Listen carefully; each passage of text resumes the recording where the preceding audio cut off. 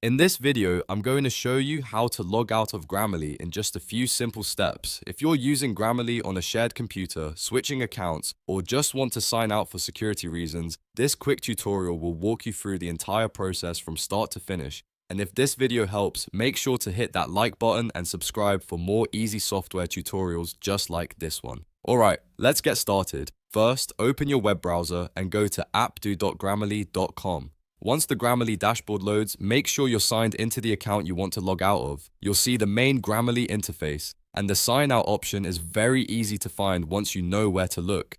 Now, take a look at the bottom left corner of the dashboard. This is where Grammarly places the account and settings controls. In that lower left area, locate the sign out option.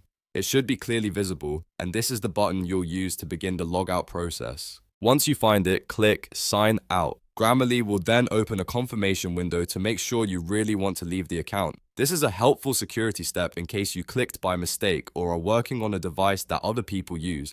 In the confirmation window, click Yes, sign out to complete the process. After that, Grammarly will log you out and return you to the sign-in screen. That means your session has been ended successfully and the account is now signed out of the browser. If you ever need to log back in, you can simply return to app.grammarly.com and enter your credentials again. And that's it. You've now logged out of Grammarly successfully. If this tutorial helped you out, please remember to like the video, subscribe to the channel, and turn on notifications so you never miss the next helpful guide. Thanks for watching, and I'll see you in the next one.